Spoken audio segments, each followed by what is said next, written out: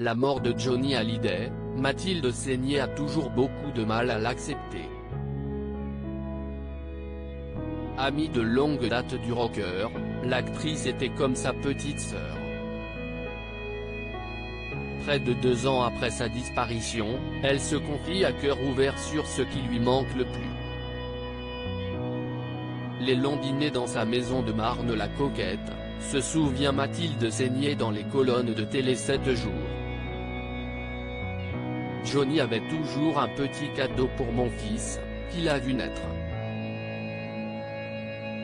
Il était si attentionné et généreux avec les siens, explique Mathilde Seigner, toujours très émue de parler de Johnny Hallyday. Il me manque, comme il manque à beaucoup de Français.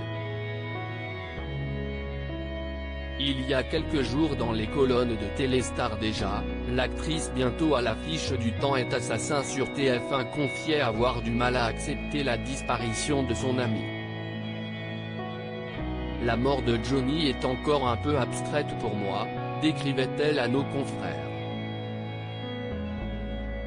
Mathilde Seigner révélait alors écouter toujours les chansons de Johnny Hallyday non sans peine, bien sûr que je les écoute, parce que je l'adore. Mais j'ai du mal. J'ai mis beaucoup du temps, ça dure encore aujourd'hui, à comprendre qu'il est mort. Si est très bizarre car il était comme immortel.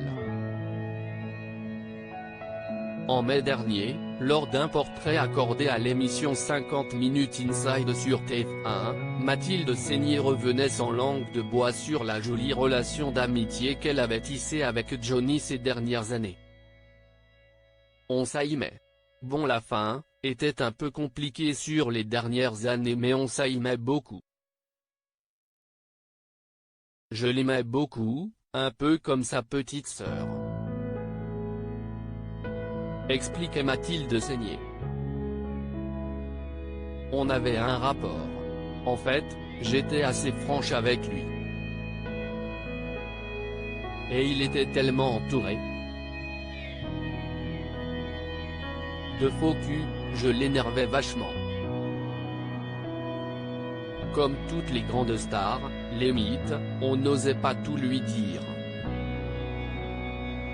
Et il y avait comme ça une espèce de cour de lui qui parfois m'exaspérait. Mais lui savait tout à fait. Johnny avait l'air de pas. Mais il sentait tout, il voyait tout.